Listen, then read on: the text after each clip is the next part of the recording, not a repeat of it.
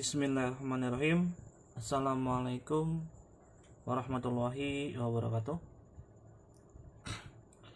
Berjumpa lagi dengan Bapak pada pelajaran kimia tentang larutan asam basa, teori asam basa, kelas 11 masuk pada semester yang kedua.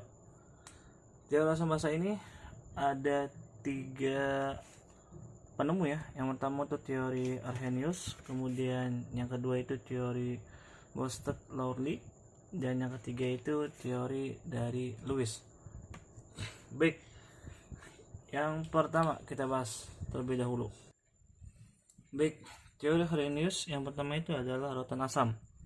Asam menurut Arrhenius ialah zat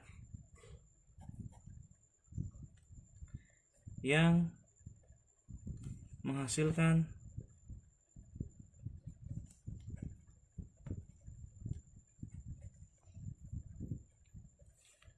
ion H+ dalam larutannya.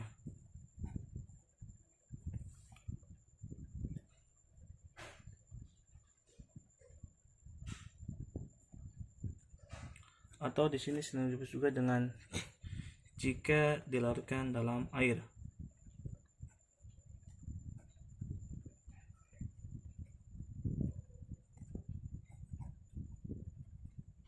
Ya, ini dia pengertian dari asam menurut Arrhenius. Kemudian, sedangkan basa menurut teori Arrhenius ialah zat yang dihasilkan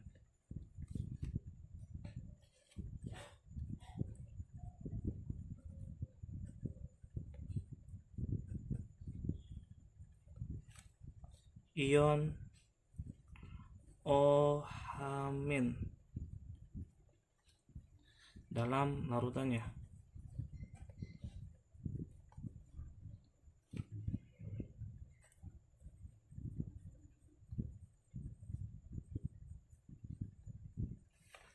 Jadi ketika larutan tersebut bersifat asam, maka yang muncul atau yang terdapat pada asam itu adalah ion H+. Sedangkan untuk basa dia menghasilkan ion OH-. Contoh menurut teori Arrhenius,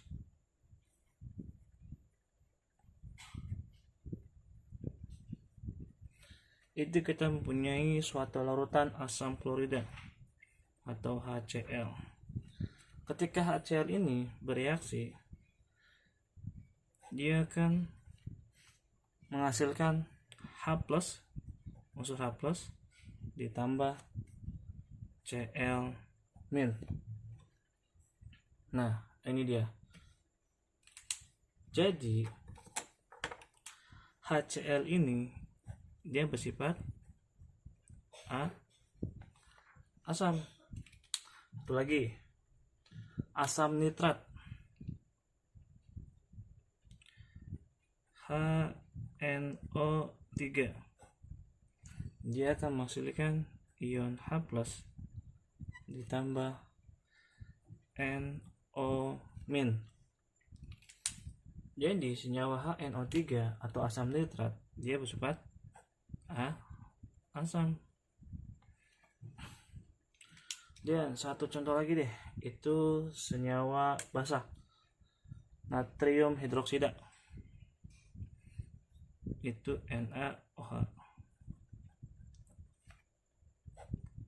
dia akan menghasilkan Na+ ditambah OH-.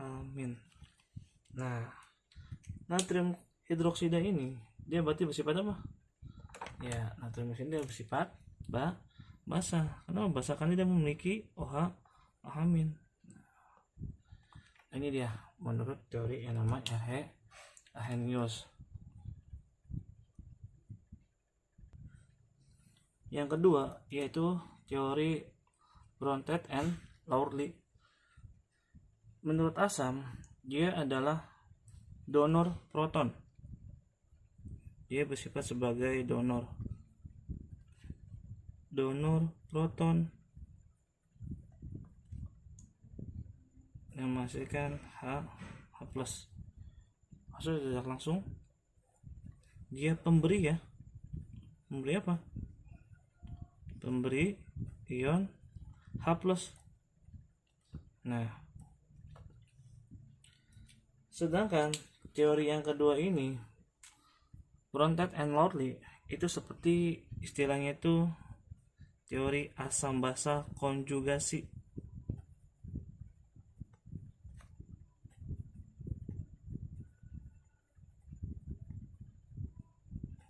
Nah, asam basa konjugasi.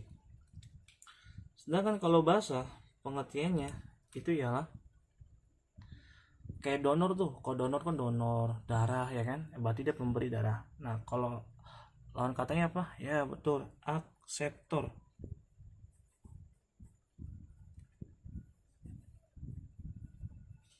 Akseptor proton. Ion apa? Ya masih ya ion H+. Kalau yang asam pemberi berarti yang basa penerima. Penerima ion H+. Ini dia menurut teori yang kedua. Baik, kita masuk ke dalam contoh soalnya atau contoh latihan deh yang kedua.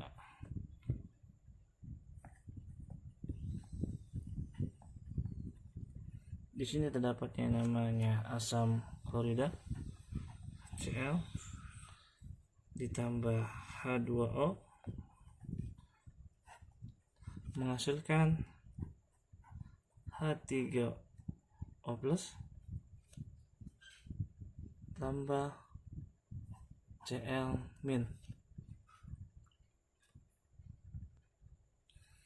Baik, sudah kita tahu HCl ini dia apa? Asam. Ketika dalam teori yang kedua, ketika di sini asam, maka pasangannya itu harus apa? Ya, harus basa konjugasi.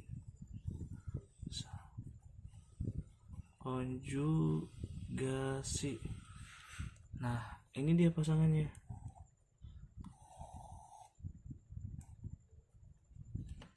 Kenapa basa konjugasi? Nanti ada triknya. Kita selesaiin dulu untuk mencari yang basah. Sedangkan yang basah kita tahu kan H2O ini pasti dia bersifat basah. Ketika basah, maka pasangannya asam konjugasi.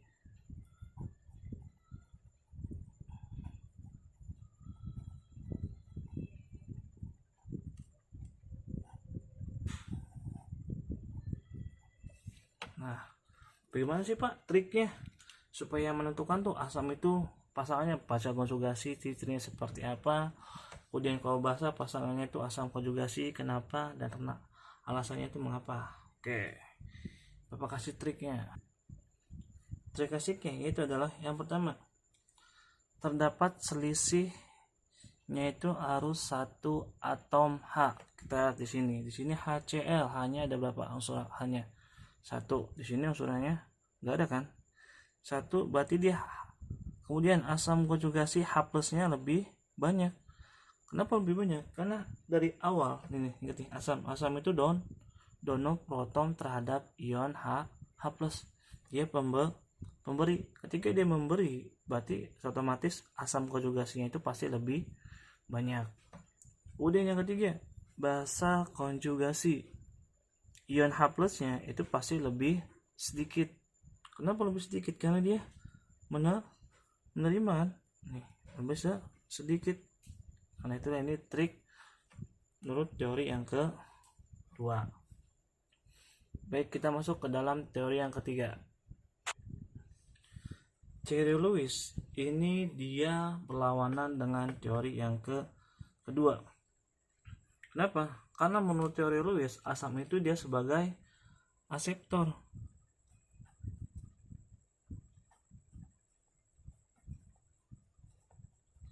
Akseptor apa? Akseptor PEB. Apa itu PEB? Ingat di kelas 10 sudah Bapak bahas ya tentang yang namanya ikatan kimia kovalen. Di situ coba kalian ingat-ingat lagi. PB itu adalah pasangan elektron bebas. Berarti kalau asam akseptor berarti dia penerima ion. Sedangkan basa di sini ia sebagai donor PEB, pasangan elektron bebas. Jadi saat tidak langsung teori ini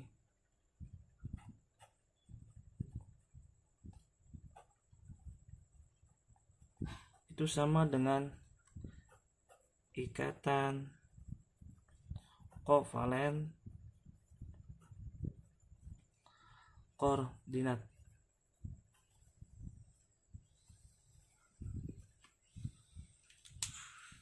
Sesuai dengan ikatan kovalen koordinat.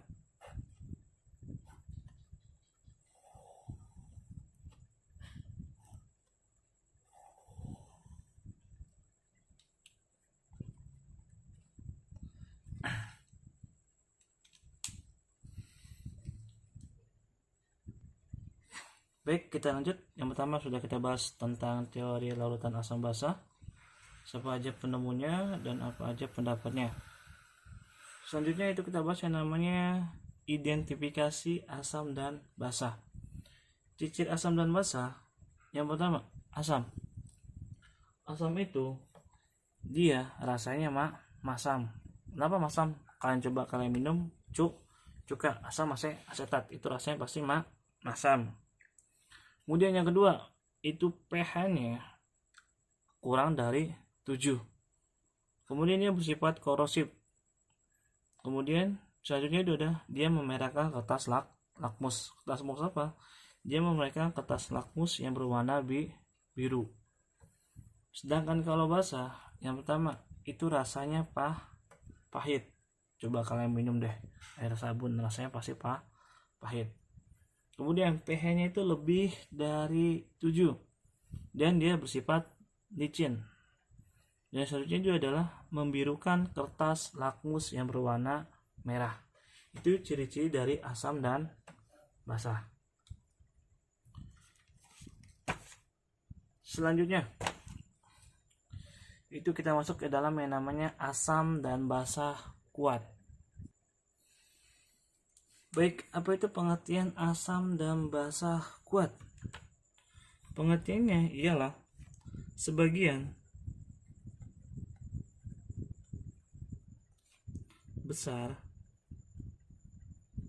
atau seluruhnya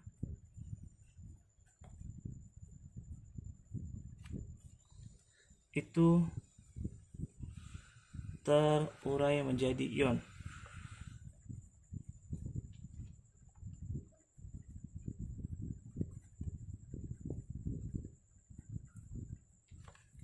Ion apa? Atau istilahnya itu terionisasi sempurna.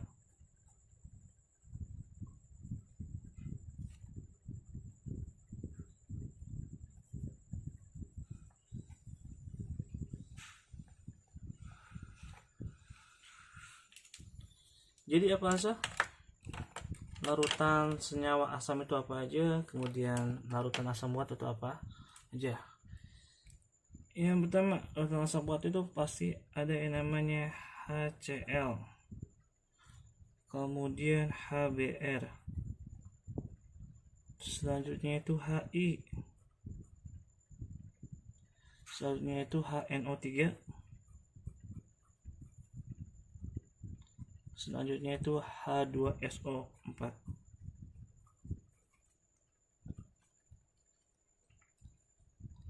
Atau Bapak menyebutnya itu sebagai